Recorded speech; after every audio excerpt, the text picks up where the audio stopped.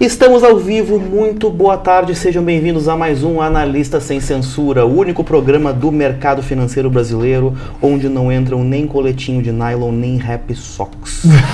Muito boa tarde, senhores Renato Breia, Bruce Barbosa, como estão vocês? Eu não estou de rap socks, mas o Breia eu não posso prometer nada. Mas já foi bom que você não veio de moletom, né? Não veio de moletom, fez a barba. Mas pelo menos eu fiz a barba. Fez a barba, tá não melhorando. Não tô mais que nem um golpista do PSOL, não um golpista, um militante do PSOL. Tá melhorando, realmente tá melhorando.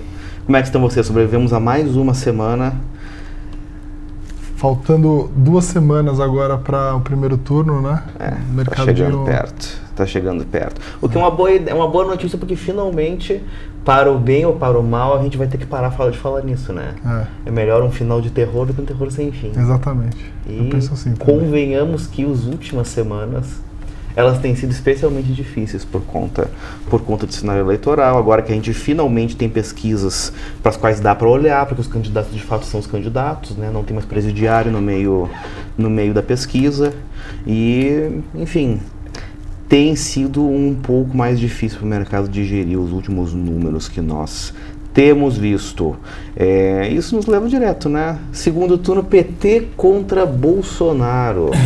Existem bons ativos para qualquer cenário? Bruce Barbosa, o que o senhor acha? Essa pergunta, digamos, a mais complicada da história das perguntas. Só não vem dizer que o único ativo que funciona é Bitcoin, porque... Não, o Bitcoin não funciona. Todo mundo sabe que já não funciona. O duro é saber qual vai ser a política econômica dos candidatos, né? A gente tem o PT com o Haddad, que a gente não sabe se a política econômica vai ser dele, vai ser do Lula, vai ser Dilma ou vai ser Lula o primeiro mandato.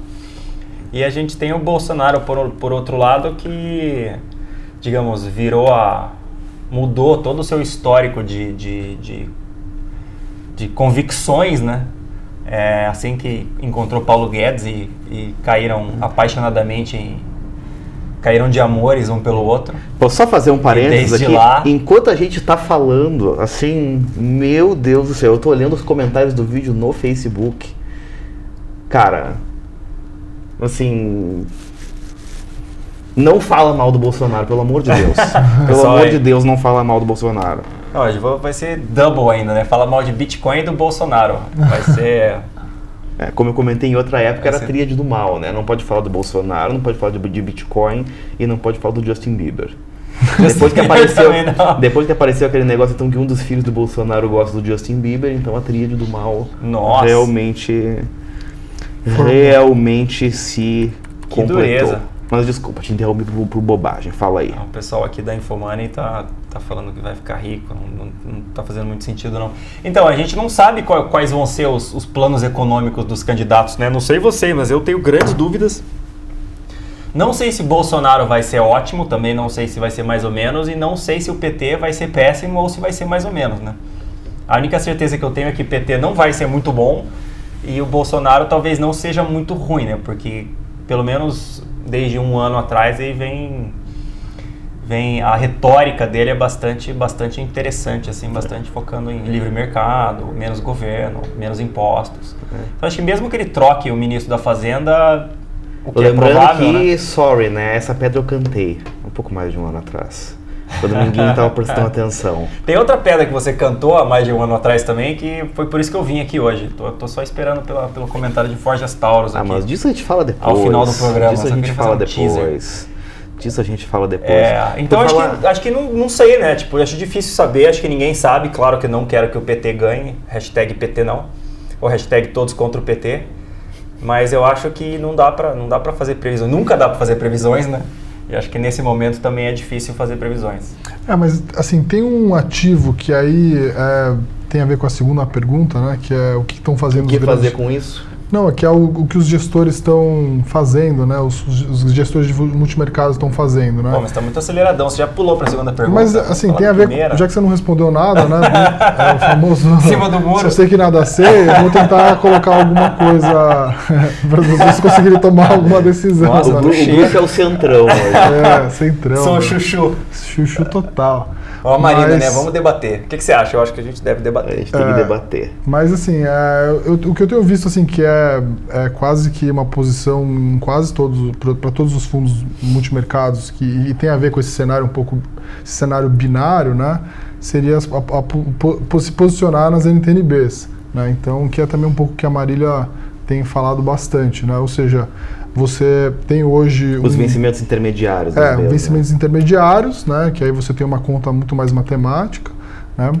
E que é basicamente o juro real, você consegue saber quanto que você tem na inflação implícita ali, né? Então tem uma gordurinha. E caso venha um presidente menos reformista, você estaria protegido mesmo assim, porque aí mesmo com atividade fraca e tudo mais, você estaria exposto a esse juro real que está hoje bastante atrativo. Então, o que eu tenho visto na maioria das cartas dos gestores é essa posição em NTNB. Até o Stuberger falou hoje, ele falou de 23, 26 e 28, né? Eu vi que muitos gestores não estão apostando nada, alguns gestores não estão apostando em direcional, mas assim, estão fazendo arbitragem nos vértices, então quero estar em NTNB mais protegido e tenho visto que nesse vértice ou outro você tem mais ganho, né? É engraçado que o Stuberger gosta mais de NTNB do que eu gosto de Itaúsa, né? É um negócio impressionante. Mas o que eu tenho visto também o fundo devia chamar não verde, mas NTNB, alguma coisa assim. Fundo IPCA+, sei lá. Ele vai lançar um novo agora. E se eu pudesse resumir assim, as estratégias do que os gestores estão fazendo, a maioria deles está comprado em NTNB, seja direcional ou seja, que eles gostam de falar, em alguns vértices, né? E aí posições relativas, né? Ou seja, eu posso estar apostando mais num vencimento do que outro. A maioria deles está protegido, encontra como proteção o dólar, então está comprado em dólar para um cenário ruim. Mas o que me surpreende é que vários multimercados estão animados com bolsa, né? Então, a maioria deles tem falado, olha, eu acho que nesse nível, mesmo que vier um presidente, e aí no caso seria o Haddad, né? Deixa eu bater na madeira aqui. A gente espera que não. Mas você teria as empresas não se prejudicariam-se tanto, assim, e não só posições direcionais em bolsa, mas também posições relativas, que é você apostar mais em algumas empresas do que outras, né? Eu tenho até visto algumas notícias de gestores falando que existem alguns ativos em bolsa que vão se valorizar independente de qual cenário, né? Eu conheço alguns desses. É tipo unicórnio, assim, né? Os ativos que funcionam em qualquer um dos cenários. Se o dólar subir, se o dólar cair, se o juro subir, se o juro cair. Esses são maravilhosos. Os ativos baratos. Exatamente. Mas assim, a ideia deles é muito assim, mais de empresas que, por exemplo, são empresas contratadas, né? Então distribuição, enfim. Mas eu não sei se eu acredito muito nisso, porque eu lembro que o começo do fim da Dilma, né? E foi bem no comecinho, foi quando ela começou a rasgar contrato. Marco regulatório do setor elétrico. Exatamente. Eu lembro bem. E aí assim, o mercado vivia o amor pelo setor, né? Porque você tinha yields muito atrativos naquela época.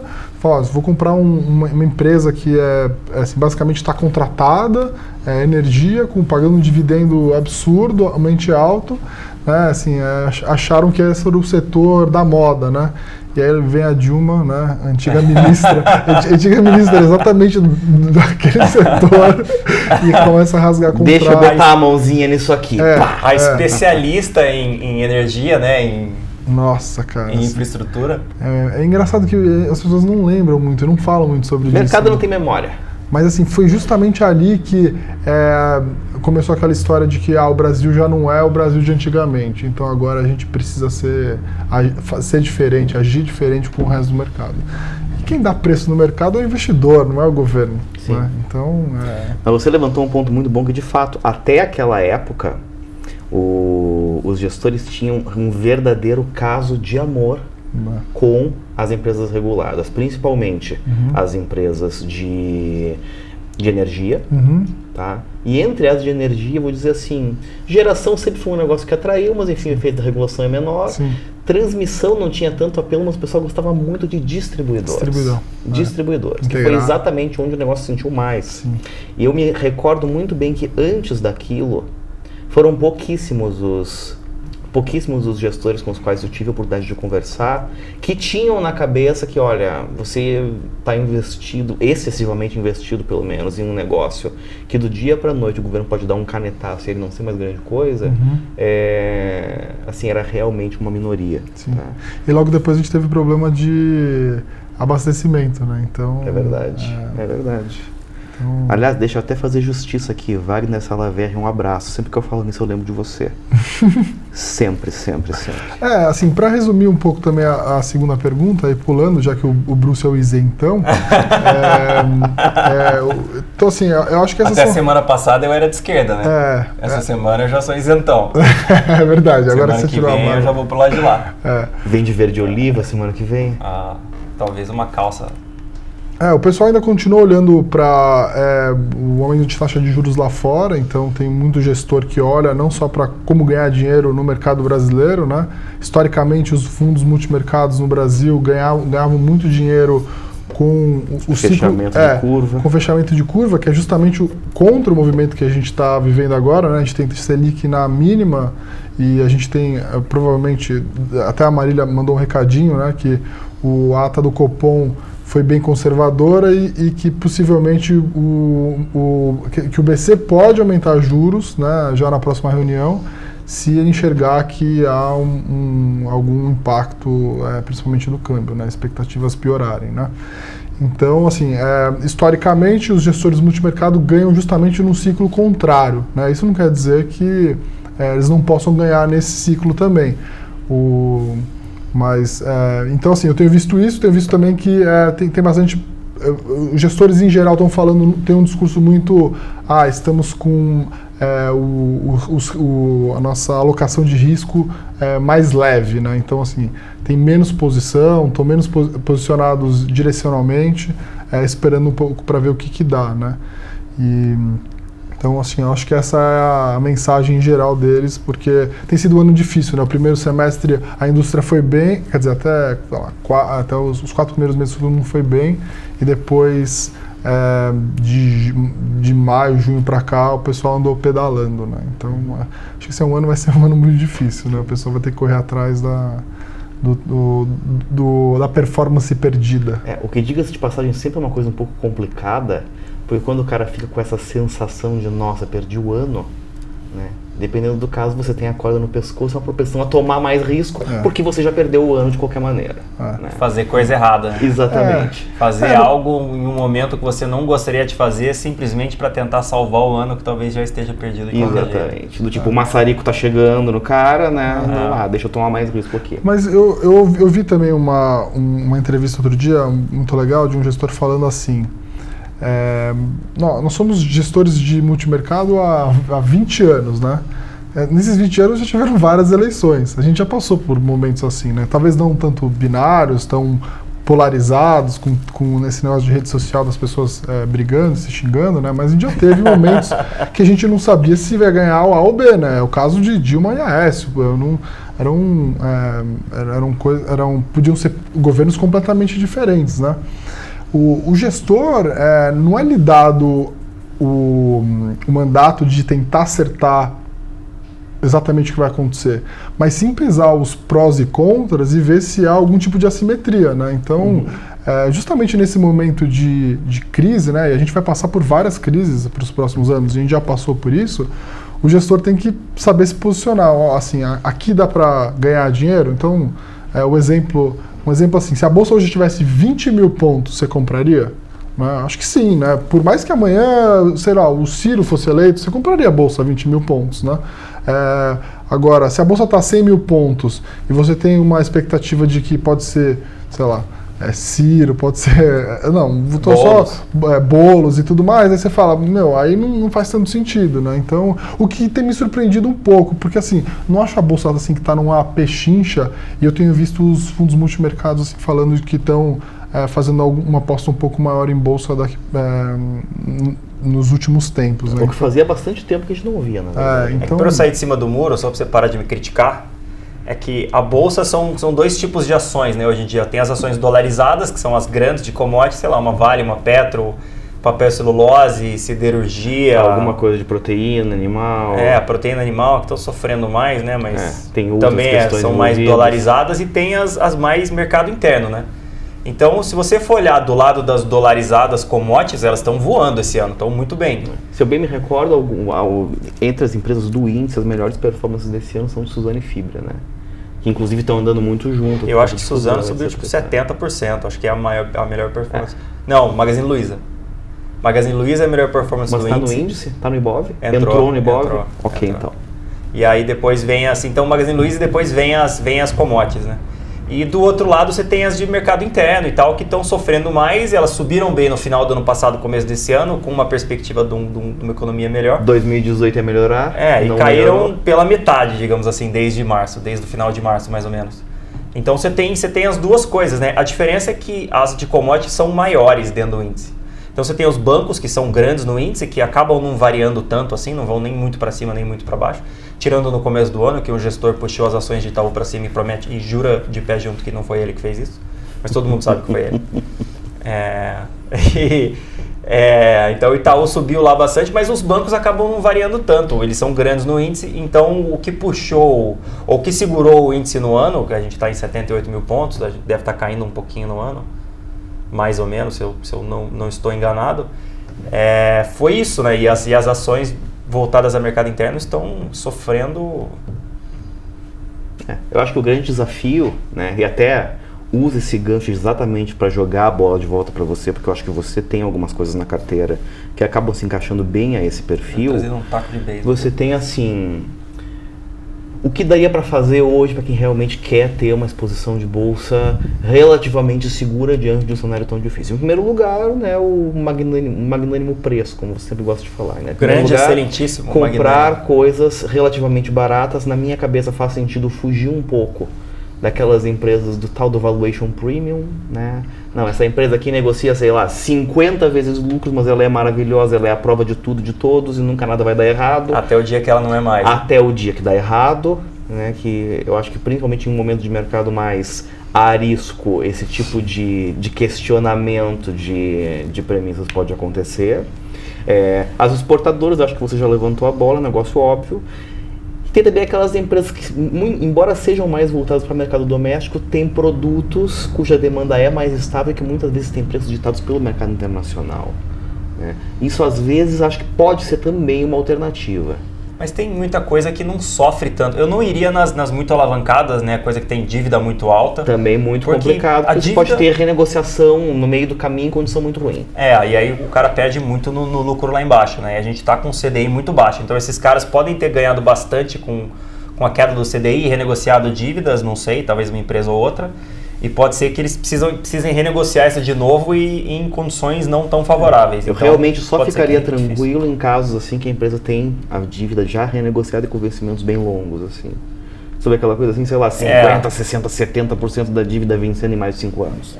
Todas as que eu falei tiveram, pelo menos as mais alavancadas, tiveram muita preocupação em fazer isso. Sim. Inclusive os bancos pararam de dar crédito lá atrás, menos o Santander, né, que vem crescendo o crédito bastante. Sim. Aí não sei se eles melhoraram a gestão, então talvez eles estejam dando mais crédito, mas ainda assim conservadoramente, mas os outros bancos seguraram bem a torneira do crédito justamente com medo de uma piora de cenário nas eleições.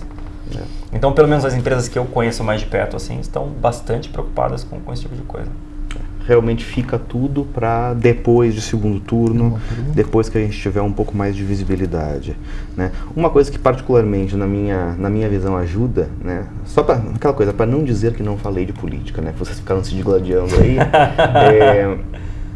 eu realmente prefiro dar o benefício da dúvida para uma equipe econômica de um eventual governo Bolsonaro, do que abraçar a certeza de que, no caso de vitória do PT, a gente tem o Márcio Pockmann por trás. Nossa. Basicamente assim, de um lado eu conheço as ideias tortas, do outro lado eu não sei direito o que pode vir, eu prefiro, nesse caso, ser um pouco mais otimista. A minha preocupação acaba sendo outra, que tem muito mais a ver com articulação política, só que isso vai depender muito de como as eleições forem no legislativo, né? Uma coisa que a gente vem sistematicamente ignorando quando fala de legislativo, porque é lá que a coisa acontece, na verdade não é no executivo, é que vem para essa eleição realmente um número muito relevante de candidatos do partido do Bolsonaro, né?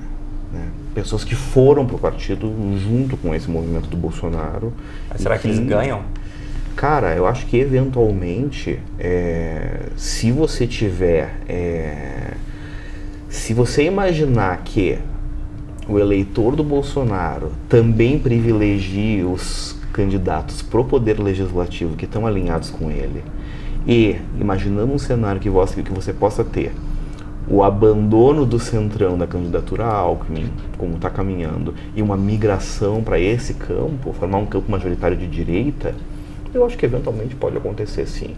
A gente nunca pode perder de vista que o nosso legislativo é um grande balcão de negócios. Até um negócio legal que você falou agora, mas é interessante, é que o centro, ou centro, não centrão, né, mas o centro político tentou uma reunião hoje para terem um candidato único. Óbvio que foi o Alckmin, né? Não, todo mundo então, vamos apoiar o Alckmin e tal. Só falta convencer os eleitores. Ele e o Fernando Henrique falaram, não, vamos apoiar o Alckmin e tal. Nem o Fernando Henrique apoia ele, nem o Dória apoia ele, é muito difícil, né? Difícil. É difícil. Não, nem o Meirelles apoia, né? Então, ficou realmente complicado. Dureza. Mas tendo um legislativo, digamos, mais tendendo à direita ou dando seta para a direita, seria bom ou seria ruim? Pensando em um governo, obviamente, PT, né? Obviamente um governo de esquerda. Eu acho que se a gente tiver um governo PT e um legislativo com matizes de direita, eu acho que a gente pode ter uma situação um pouco menos desequilibrada. Embora, de novo, eu não acredito em pendores ideológicos do centrão. Eu acho que se nós tivermos um governo de esquerda, o centrão vai ser de esquerda. Ponto. Se nós tivermos um governo de direita, o centrão vai ser de direita. Se tiver cargo, o centrão vai ser da... Exatamente, porque é um balcão de negócios, entende? Esse cenário em particular, na minha cabeça, ele é ruim e ponto. O cenário alternativo, eu passei muito tempo batendo na tecla que, em um cenário Bolsonaro, a minha principal preocupação seria a questão da governabilidade por conta da dificuldade de construir alianças, etc. Interlocução no legislativo, enfim, a gente poderia eventualmente ter um governo um pouco paralisado. Agora, se a gente tiver um cenário mais alinhado entre executivo e legislativo mesmo, em uma hipótese Bolsonaro, eu acho que eventualmente pode ter espaço, inclusive, para fazer reformas, pode ter espaço para acabar saindo bastante coisa que o mercado colocaria na conta, sei lá, de um governo Alckmin. Eu acho que eventualmente pode acontecer. Bom, a gente pode ter a aprovação de reforma da Previdência esse ano ainda, né? Isso é relevante. Com qualquer um dos dois candidatos, né? Isso é realmente relevante. Então estaria todo mundo... Ou todo mundo não, né? Que você falou que o pessoal está começando a ficar otimista já. Mas muita gente pessimista com o cenário. Não, agora o mundo vai acabar, sei lá, o PT ganha. Mas e vai que eles passam a reforma da Previdência já no comecinho e o governo vira primeiro o governo do Lula, né? O que eu duvido, porque a gente tem o Dirceu, a gente vai ter a senadora maravilhosa Dilma, né? No Congresso, no Senado. Tomara que ela faça várias aparições no palanque. E eu realmente tenho dúvida desse PT nos moldes do Lula 1, por conta exatamente das pessoas que estão envolvidas no programa de governo, entende? Precisa ter alguém muito forte, tipo o Palotti estava no primeiro governo. Não tem mais. Não tem, né? Não tem. Hoje tem mas se rolar uma sangria, cara, assim, o Lula não escolheu isso, ele teve que escolher, entendeu? Porque quando eu pelo menos penso assim, quando você tem que conter a sangria, você precisa passar alguma mensagem para o mercado, investidor e tudo mais. E aí ele não tem opção a não ser trazer um cara mais, com um cara mais de mercado. Pelo menos eu penso assim.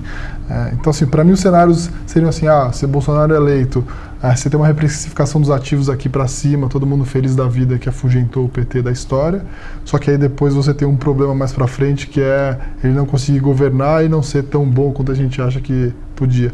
E se fosse o PT, acho que podia ser um risco muito, assim, uma bolsa despencando, juros abrindo, dólar explodindo, e aí depois eles tendo que passar algum tipo de mensagem. Olha, a gente não vai ser o populista que a gente falou que a gente ia ser, porque, assim, ele vai precisar conter a sangria. Você tem menos medo que eu, para resumir. Tem menos o quê? Você tem menos medo que eu. Porque a Dilma tentou segurar a sangria, né? Só que o PT na máquina é tão... Como é que chama? Se envolve tanto na máquina que mesmo a Dilma colocando o ministro da Fazenda, entre aspas, forte, né, que não era forte, na verdade, o Joaquim Levy, chega uma hora que você não consegue segurar mais. Então tem que ver, eles vão tentar segurar a sangria, concordo, absolutamente. Mas é que a sangria vai ser muito mais rápida do que ela foi no governo Dilma, né? Então se começar errado, o negócio vai dar... Deixa eu aproveitar que a gente está falando tanto em política e aproveitar para fazer um gancho que... Eu tenho a impressão de que, em função principalmente do crescimento de Bolsonaro nas pesquisas ao longo das últimas semanas, a gente acabou tendo um movimento que parece ser um efeito colateral disso, em uma ação que é uma velha conhecida minha, que eu brinco que é a minha malvada favorita, entende? Eu estou falando de Forjas Taurus, que é uma ação que... Por conta do relatório que eu divulguei em julho do ano passado, quando a ação estava na casa dos 1,70, até hoje as pessoas me perguntam muito a respeito disso. Tá? Então, assim... Quanto subiu aí de fazer as contas? Ela deve estar agora... Subiu mais que o Magazine Luiza. Ela está uns R$4 agora. Ela está uns R$4, né? 3 vezes, né? Quase 3 vezes. Ela chegou aí a 5 e alguma coisa no meio desse surto que aconteceu. E muita gente me pergunta o que eu achei disso... Como é que está a minha visão com relação a esse case. Então vamos lá, um resumo muito, muito sucinto.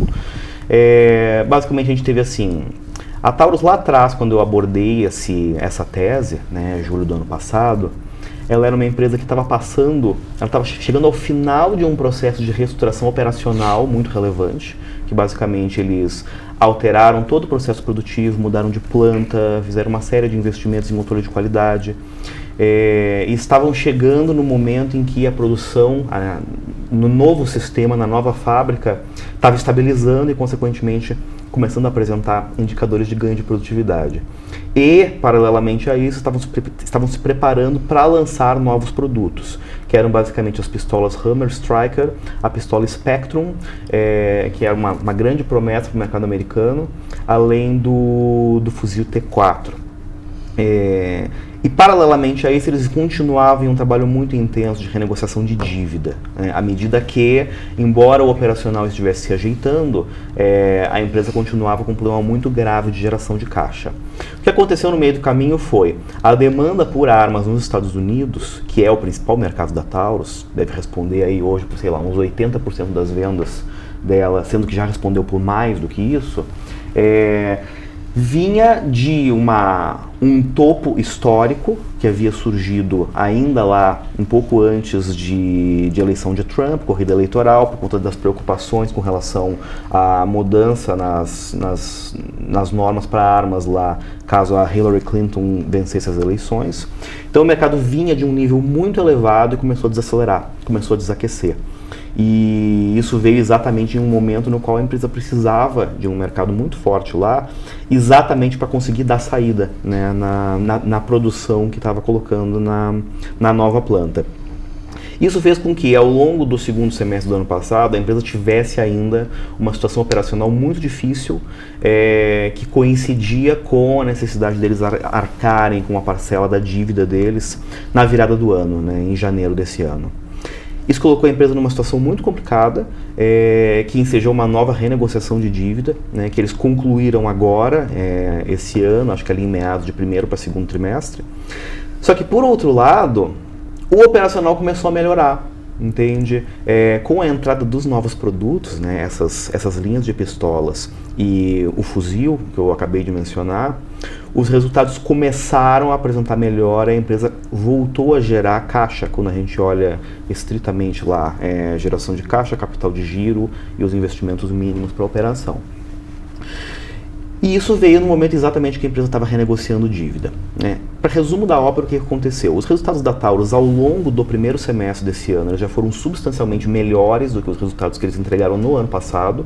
E eles conseguiram fechar uma renegociação de dívida que eles passam 2018 e 2019 exonerados do pagamento tanto de juros quanto de amortização. Então, eles foram para uma situação mais confortável. Tudo isso para dizer, houve uma mudança de fundamento de lá para cá em relação à empresa? Houve. Melhorou? Sim, melhorou. Tá? Ela saiu de uma situação péssima para uma situação ruim, porém aparentemente administrável, pelo menos no curto prazo. Tá? O movimento que a gente viu em Taurus tem a ver com isso? Na minha opinião, não. Tá? Eu acho que realmente pouquíssima gente no mercado está olhando o número no detalhe, pouquíssima gente se debruçou sobre os números de Taurus para efetivamente entender o que está acontecendo ali dentro. O que eu acho compreensível, tendo em vista a liquidez, tendo em vista que é um balanço muito feio ainda, tendo em vista, enfim, que é um setor controverso. Na minha visão, grande parte do movimento que a gente viu tem a ver efetivamente com crescimento de popularidade de Bolsonaro e possibilidade de um eventual governo Bolsonaro, a gente ter uma mudança de legislação, como por exemplo a aprovação da PL 3722, né, que revoga, de certa forma, substitui em grande parte o Estatuto do Desarmamento.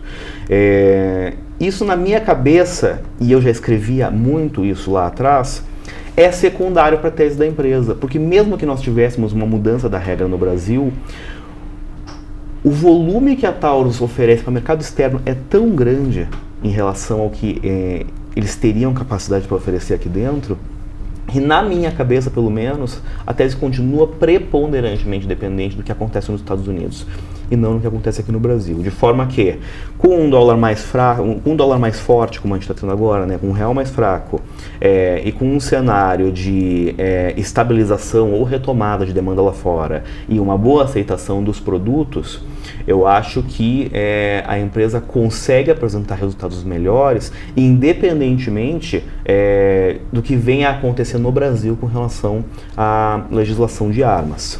Só que o movimento que aconteceu dentro com as ações da empresa foi de uma amplitude tal que, mesmo assumindo uma melhora operacional dessa natureza, eu acho que o valuation ficou esticado. Então, nesse nível... Na minha conta mais conservadora, Taurus deveria ir para alguma coisa da ordem de 13,60, né? E ela ela chegou a atingir níveis ali da ordem de R$5, alguma coisa assim, que realmente começam a incorporar melhorias operacionais que ainda não estão dentro da empresa e que, na minha cabeça, não faz sentido, entende? Então, assim, eu acho que do ponto de vista operacional a coisa está melhorando, do ponto de vista financeiro a situação da empresa está equacionada pelos próximos 2 anos. Daqui a 3 anos eles têm que fazer outra coisa, eles têm que vender ativos, eles têm que voltar a renegociar a dívida, porque realmente com geração de caixa acho que não dá para chegar. Mas não acho que a percepção que o mercado criou em cima do potencial que uma eventual mudança das normas sobre armas no Brasil teria com relação a Taurus é da dimensão que foi colocada no preço. Tá? Então eu recomendaria um pouco de cuidado para quem eventualmente está de olho nisso. Estouramos no tempo, né? Estouramos o tempo. Considerações finais muito rapidamente, então? Não, é isso. Vamos... Próxima semana... Próxima semana a gente fala mais. Não, o pessoal vai matar. Como faz as Taurus? Não faz isso não. Muito obrigado a todos que nos acompanharam. Até a próxima semana. Tchau.